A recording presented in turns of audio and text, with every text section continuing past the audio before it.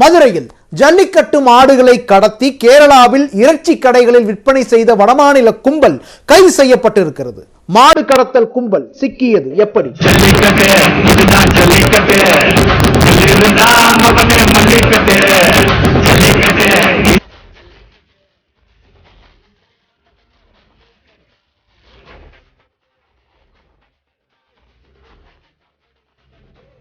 பிள்ளைகள் போல் வளர்க்கப்பட்ட ஜல்லிக்கட்டு காளைகள் இறைச்சி கடைகளில் விற்கப்பட்ட சம்பவம் காளை உரிமையாளர்களிடம் சோகத்தையும் ஆத்திரத்தையும் ஏற்படுத்தியுள்ளது.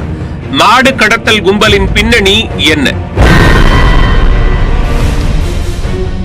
மதுரை மாவட்டத்தில் கடந்த சில மாதங்களாக ஜல்லிக்கட்டு காளை மாடுகள் மற்றும் பசுமாடுகளை மர்ம கும்பல் ஒன்று கடத்தி சென்றது.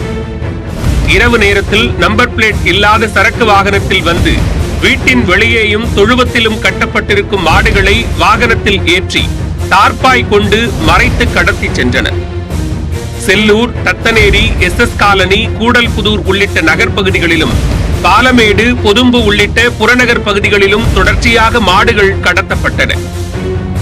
இப்படி ஒவ்வொரு மாடுகள் காணாமல் போகும் போதும் அதன் உரிமையாளர்கள் CCTV காட்சிகளுடன் காவல் நிலையங்களில் புகார் அளித்தனர். மாநகர் மற்றும் புறநகர் பகுதிகளில் மாடுகள் காணாமல் போனதாக 10க்கும் மேற்பட்ட வழக்குகள் பதிவு செய்யப்பட்டன. மாடுகளை கடத்தும் மர்ம கும்பல் குறித்த துப்பு கிடைக்காமல் போலீசார் குழம்பி வந்த நிலையில் அந்த கும்பலைச் சேர்ந்த ஒருவரின் முகம் அலங்காநல்லூர் அருகே உள்ள ஒரு பெட்ரோல் பங்கில் இருந்து CCTVயில் பதிவாகி இருந்தது. அதன் மூலம் கடத்தல் கும்பலைச் சேர்ந்தவர்கள் வடமாநில நபர்கள் என்பதை போலீசார் உறுதி செய்தனர். ஜல்லிக்கட்டு காளைகள் கடத்தப்பட்டதால் விவகாரம் பெரிதாக மாடுகள் கடத்தும் கும்பலை பிடிக்க தனிப்படை அமைக்கப்பட்டது.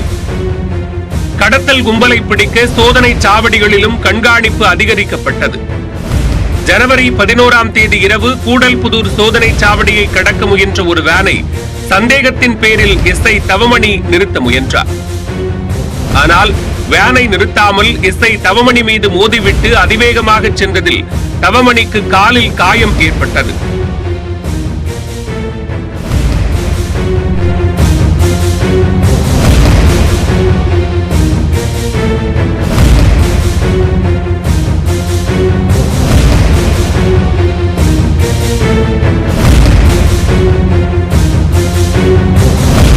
இந்த சம்பவத்திற்கு பின்னர் குற்றவாளிகளை தேடும் பணியில் தனிப்படையினர் முழு வீச்சில் களமிறங்கினர். SI மீது வேனை மோதிய அதே தினத்தில் அந்த கும்பல் சில மாடுகளை கடத்திவிட்டு பறவை பகுதி வழியாக மதுரையை விட்டு தப்பிச் சென்றது தெரிந்தது.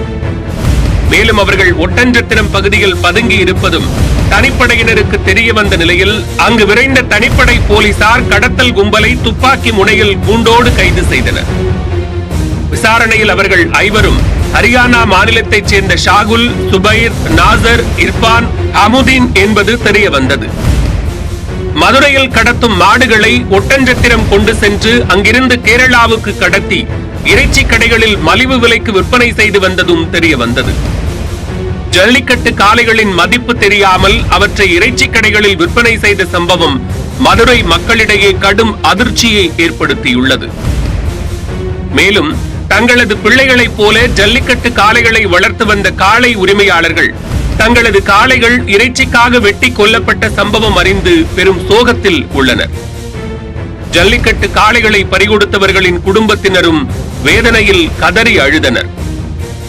காளைகளை கடத்தியவர்கள் பிடிபட்டதை அறிந்து அவர்களை தாக்குவதற்காக காளை உரிமையாளர்கள் காவல் நிலையத்தில் குவிந்த நிலையில் அவர்களை போலீசார் அங்கிருந்து விரட்டினர்.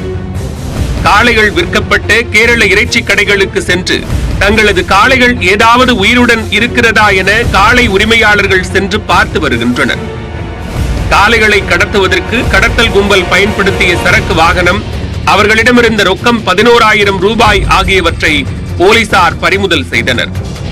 கைதான 5 பேர் சிறையில் அடைக்கப்பட்ட நிலையில் கடத்தலில் ஈடுபட்டு தப்பியோடி தலைமறைவாக உள்ள மேலும் 3 நபர்களை போலீசார் தீவிரமாக தேடி வருகின்றனர். ஜல்லிக்கட்டு காளைகள் கடத்தப்பட்டு இறைச்சிக்காக விற்கப்பட்ட சம்பவம் பெரும் சோகத்தை ஏற்படுத்தியுள்ளது.